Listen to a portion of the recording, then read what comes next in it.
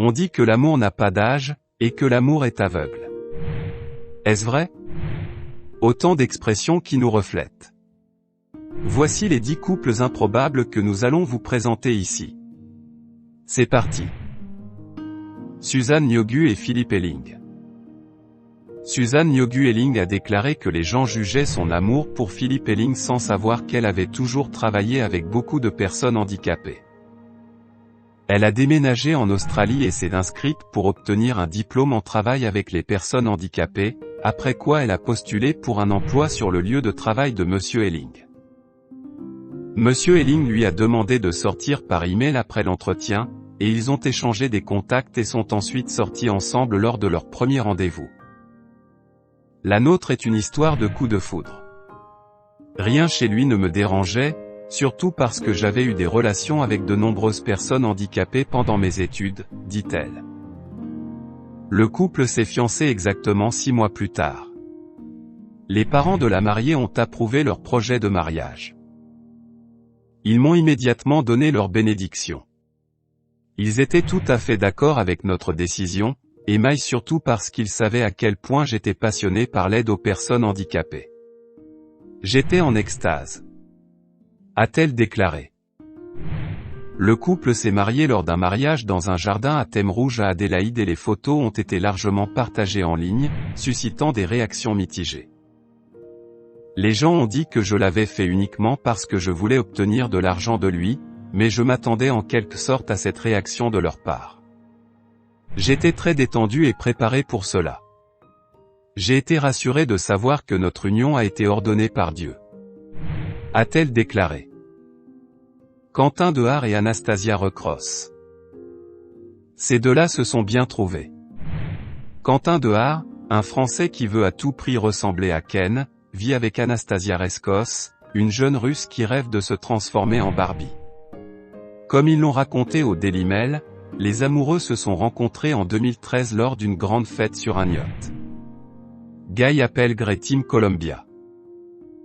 Guy Apelgre 58 ans, et Tim Columbia 55 ans, sont un couple originaire d'Edmonton dans l'Alberta au Canada. Le couple souffre de neurofibromatose, une maladie qui provoque la formation de masses douloureuses qui se développent avec le tissu nerveux dans tout le corps. Le couple a des milliers de minuscules tumeurs en forme de bulles sur leur corps. Ils sont nés avec cette maladie génétique. Le corps de Guy est recouvert à 90% de tumeurs, m'indique Nice et Sean Stephenson. Sean souffre d'ostéogenèse, la maladie des os de verre. Les soucis de croissance et la mobilité réduite de Sean ne l'auront certainement pas empêché de trouver l'amour et d'épouser Mindy. Les deux tourtereaux se sont rencontrés sur Facebook. Adeline et Eugène Angelo. Gagner au loto une fois vous semble improbable? Ce couple a gagné 2 fois. Eugène avait remporté 15 millions de dollars en 2007. Mais les deux avaient déjà remporté 2,5 millions en 1996. Ils ont quitté le Bronx pour une jolie petite banlieue et continuent de jouer à la loterie toutes les semaines. Jamais 203 les gars. Kate Cathcart et Darren Donaghy.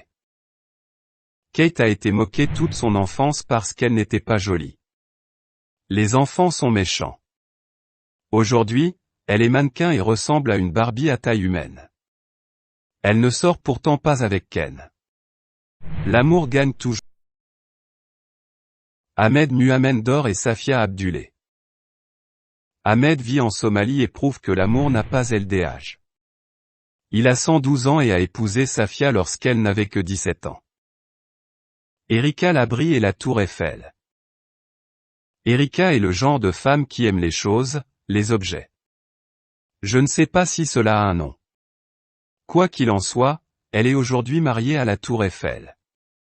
Elle a également entretenu une relation avec son arc, qu'elle a baptisé Lance. Et elle a même été mariée au mur de Berlin, avant qu'il ne soit détruit. Sharon Tandley et Cindy. Cette fois, on ne donne plus exactement dans la zoophilie, mais cela n'a pas empêché Sharon Tandley, une productrice de musique millionnaire, d'épouser un dauphin de 35 ans.